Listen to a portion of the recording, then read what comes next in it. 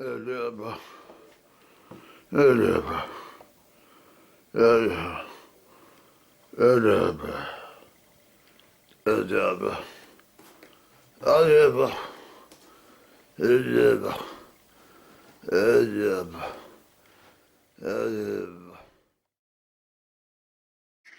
What's all the nonsense about?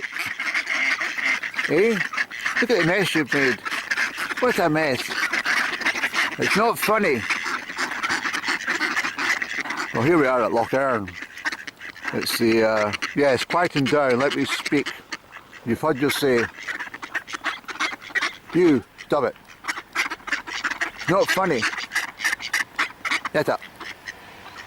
Yes, I'm in, well, obviously I'm at Loch Earn on the eastern side here at St Fillan's. I just stopped off because it was rather scenic with the inversion cloud. Absolutely, well, heavy rain on the other side of, what do you call it, at Comrie area, coming through from Comrie and past Dalhousie.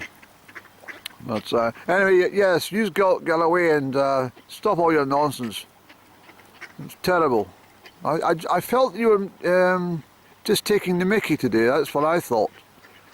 Especially you, cheeky one. Yes. I'll remember you. You nonsense. Anyway, I'm going up to Killin for a little outing. I'll tell you what I'm going up for. Passing car. Oh. Postal van. I'm going up to see if the Crabbit woman's working in the co-op today. That's when I'm going. See if she's in a foul mood that she normally is. I'm looking forward to it, to be honest. It might cheer me up for my seasonal affective disorder to meet somebody, you know, even more miserable than me.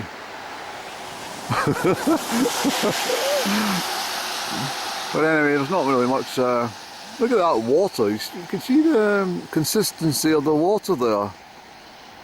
You know, normally that's floaty stuff, but it's like a big thick syrup, isn't it? I don't know if you can see it in this camera, but I can assure you it looks like I don't know what it looks like. But come on Annie, let's get going. They've all quietened down this lot, and I'm going to phone the council and ask them to put that bin somewhere else.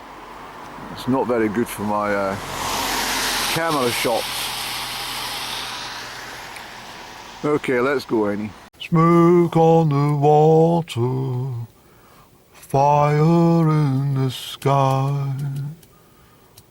Bom, bom, bom, bom, bom, bom, bom, bom, bom, bom, bom, bom, bom, bom, bom, bom.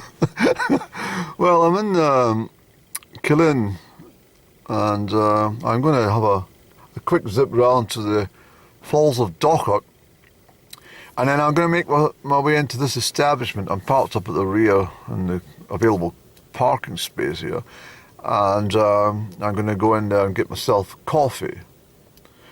Loch Earn was absolutely stunning. I failed to stop at a parking bay. I knew myself I should have just taken it because it was absolutely on the split between the damper weather to the east at St Fillan's and the inversion cloud, and the break in the clouds and the clearance to the west of Loch Earn towards Loch Earn Head. All of Ben Vorloch and everything, Ben Hur was all clear. Pockets of mist and stuff, and Glenogle was the same. The sun's shining brightly here in Killin, so it's absolutely lovely. So I'm going to go down to the water. Not often good to get dialogue beside the water. You might not be able to hear me, but let's go and do something anyway. Thank you very much, Annie. Okie dokie, so the waters are reasonably high, and quite a deafening roar as they make their way down to Loch Tay. The River Lochie also comes down to join Loch Tay on the other side at the top, but here we are at the east end of Killin, at the very famous Falls of Dochart. It's rather spiffing to see them in such profusion of flow. And I'm going into that establishment. I'll take my what do you call it, camera in and see if we get a coffee in there. Yes, very good. This area down here, which I've talked about often, is the memorial site for the Clan MacNab. And what a wonderful place to be. It's very nice, Killin. It's not even cold. I have to say, it's absolutely wonderful here today. Truly wonderful. Okay, so I've been inside, but there's diners sitting at the table in groups of 4. So there's not really any way I can get the camera operational in there. And there's a different set. Well, it's a bar, which I've spent a lot of time in that bar. It's a beautiful old-fashioned bar. I love it, with the fire and everything. You know, the open fire. And I do adore it, but I can't put my camera on when people are sitting eating their lunch. So I said to the lady, can I use your loo? She says, by all means, of course. And I said, I'd like to take a coffee. She said, well, the coffee is next door. So I've popped into the cafe, which is absolutely astounding. I didn't realise it was there. I think it used to be a lounge bar of some sort. I don't know what the story was. But anyway, there's not a soul in there. And it's that dreadful pipe music, you know, there's not pipe music, but that piped music for lunch and diners, which if you're not having lunch can drive you bloody insane. And so I thought to myself, it's £3.80 for a bloody Americano, so I thought to myself, no, let's come out of there. So I thought to myself, I'm not going to sit there and chat to a bloody wall. So I've come back out here, and then I remembered one summer's evening, a couple of years ago I think it was, and I popped in to have a meal, and the kindly girl said to me, I'm sorry, but all the tables are taken, and there's absolutely no room at all. I said, well, I'm absolutely famished. She says, I'm sorry to hear this. I said, what do you suggest I do? She said, well, we can do it for takeaway. I said, well, that's brilliant. That's really good. Thank you for such kind service. Well, what I'll do is I'll take fish and chips, please, take home. Well, to come out and eat in the car here. Bloody 16 £16.75.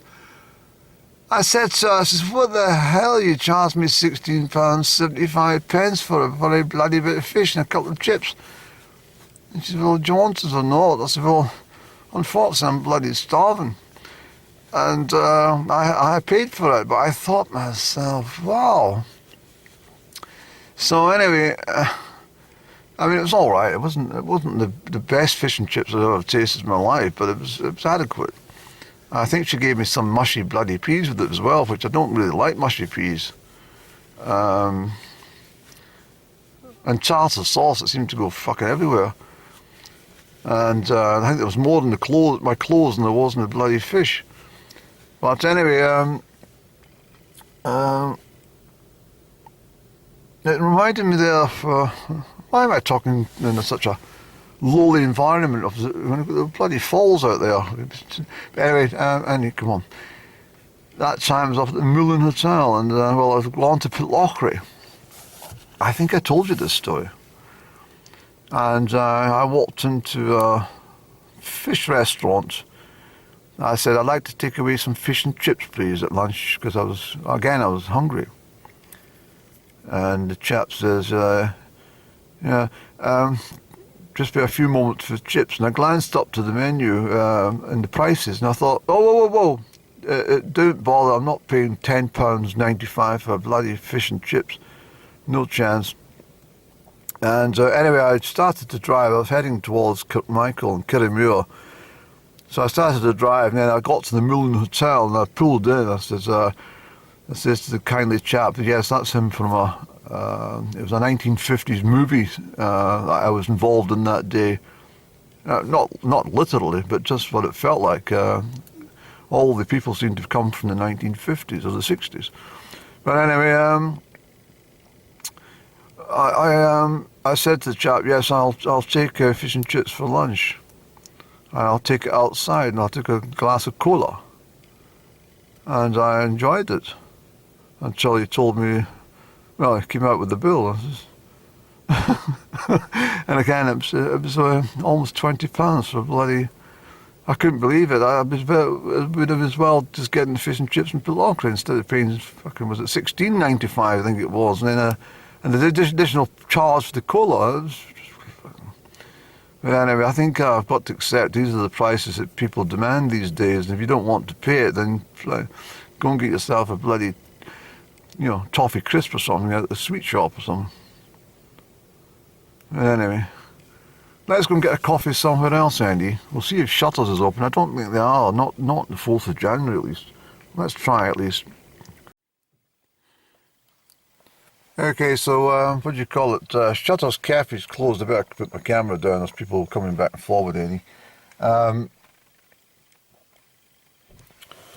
Shutters Cafe's closed, so I'm going to pop into Killin Co-op, get a couple of provisions that I most desperately need. I'll get them here. I'll see if that miserable lady's working today. Try and cheer her up. And then I noticed there is another cafe place open, so I'll pop in there and I'll get a reasonable coffee and a scone or something of that nature at least. So it's not a wasted journey. Well, it never is a wasted journey coming to Killin. It's something to do, isn't it?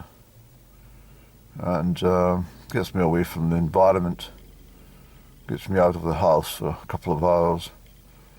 I enjoy the drive. So let's go in, Annie. So I've come into this lovely cafe, and I've had a coffee and some shortbread, and you can see the cold scuttles, sorry, not skittles, scuttles, and some fine logs. Very nice fire, isn't it? Very nice indeed. So I couldn't get my camera out earlier on because there's so many diners, but I've had an opportunity to get my camera open. I had a can of coffee. I don't know how much it costs, but it's been delightful in here. I've really thoroughly enjoyed this situ, and I dare say I'll come back to this establishment.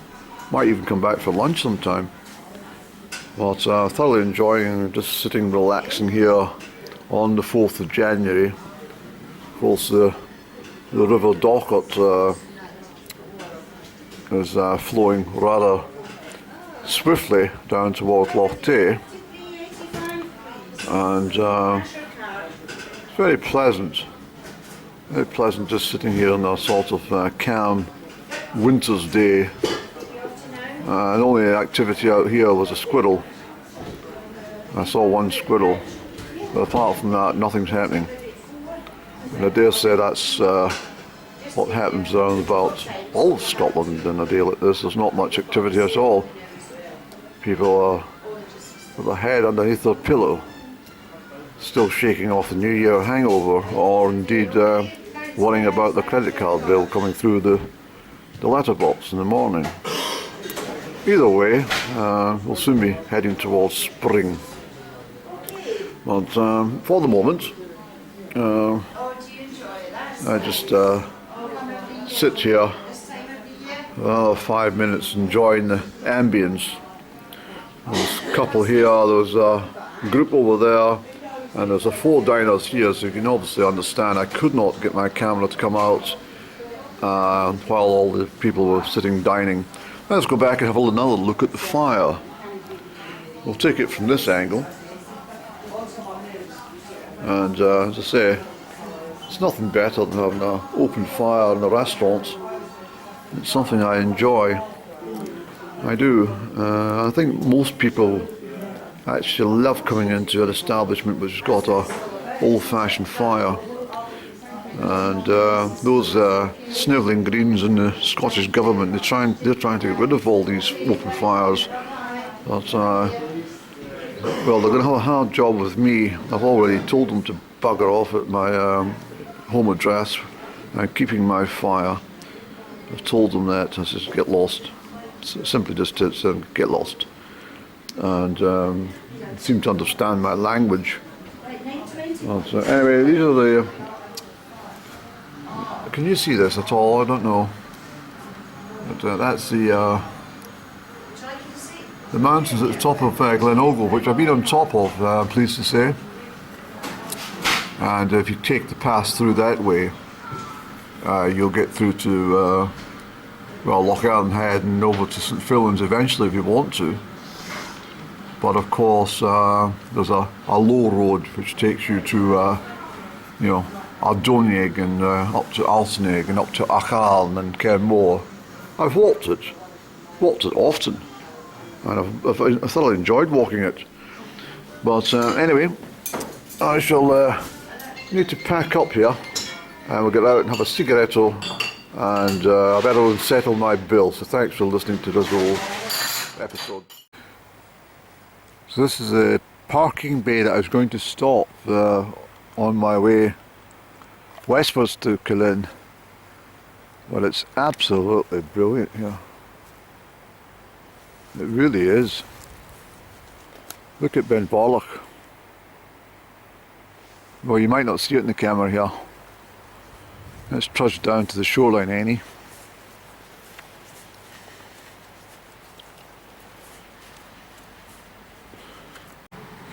I switched the camera off because I wanted to come down that slope without incident, but more than that, there was a car coming past, a truck.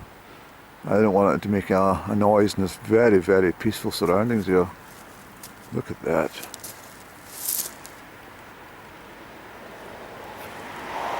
Isn't that wonderful? It really is.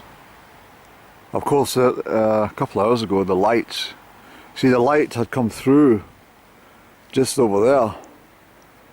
All the cloud was to the east, and all of this just was completely in sun and mist, and the water was bouncing light upwards, and the Ben Vorlich had come into view. This was all clear. It was really, I mean, I wished I'd, well, I couldn't turn around after passing this bay, but that's just the way it sometimes is. Got to make a decision. So we're at half roads between Loch Earn Head and St Fillan's. Well, not quite, maybe a third of the way, Andy. Yes, a third of the way. I've walked all that. I mean, imagine walking from St Fillan's over to Ardvorlich and then walking up onto Ben Vorlich. Over 3,000 feet, and then coming back down and walking all the way bloody back to St Fillan's. I've done it so many times. I mean, and I've walked well, the whole length of the South Road. I've walked the North Road as well, and then recently I walked that railway line. I absolutely adore. You don't have to travel far in Scotland to find beauty, you see. But it's just been out at the right time, and winter weather's the best for it because it changes so quickly. But it also changes, as we all know, things can, dramatically change to the worst in an instant, especially when you're up high. I mean, for example, Ben Vorlich, very clear there at lunchtime. Look at it now.